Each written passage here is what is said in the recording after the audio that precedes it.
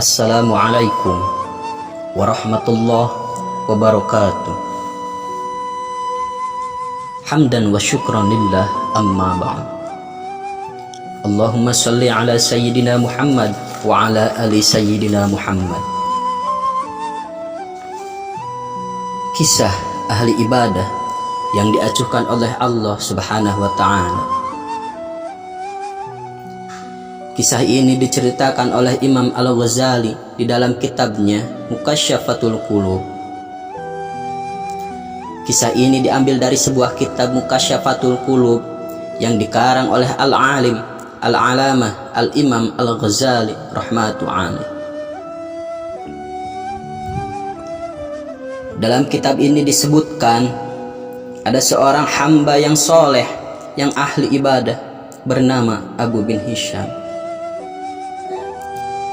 Pada satu malam, ketika Abu bin Hisham hendak mengambil air wudhu untuk melaksanakan sholat malam atau qiyamul lail,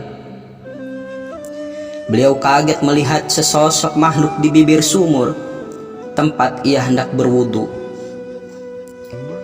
Kemudian Abu bin Hisham bertanya kepada makhluk tersebut, "Wahai hamba Allah, siapakah engkau gerangan?"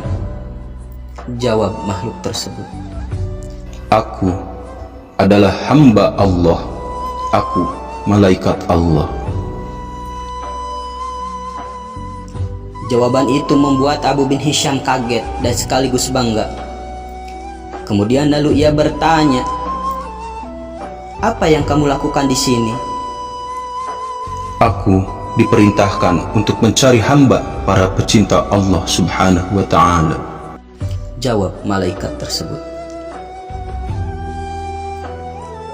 Lalu Abu bin Hisham pun penasaran dengan barang yang dibawa oleh malaikat tersebut. Ada sebuah buku catatan yang sangat tebal dibawa oleh malaikat, dan dia bertanya mengenai buku tersebut. "Wahai malaikat, buku apakah yang engkau bawa?" tanya Abu bin Hisham. "Ini adalah buku kumpulan nama-nama hamba para pecinta Allah Subhanahu wa ta'ala." Jawab malaikat. Abu bin Hisham pun sangat berharap namanya tertulis di buku tersebut. Untuk mendapat kepastian, Abu bin Hisham pun bertanya kembali, apakah namanya tercantum di dalam buku tersebut. Hal ini wajar saja ditanyakan oleh Abu bin Hisham, karena ia adalah seorang yang ahli ibadah, yang sering bermunajat kepada Allah Subhanahu wa ta'ala. Lalu dicarilah kembali oleh malaikat nama Abu bin Hisham di buku tersebut. Dan sayangnya nama Abu bin Hisham tidak tercatat di buku tersebut. Abu bin Hisham pun penasaran, meminta malaikat memeriksa kembali buku tersebut, barangkali namanya terlewat dari daftar. Jawab malaikat, "Betul, namamu tidak ada di dalam buku ini." Lalu Abu bin Hisham seketika gemetar dan jatuh tersungkur lalu menangis.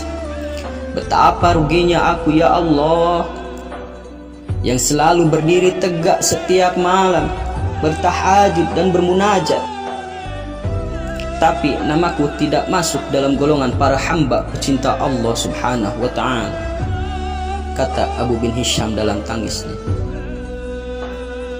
"Wahai Abu bin Hisham, bukan aku tidak tahu engkau bangun setiap malam ketika yang lain tertidur, engkau mengambil air wudhu dan kedinginan pada saat orang lain terlelap dalam buaian malam, tapi tanganku dilarang oleh Allah mencatat namamu," kata malaikat. Ucapan tersebut membuat Abu bin Hisham penasaran, dan kemudian dia pun bertanya,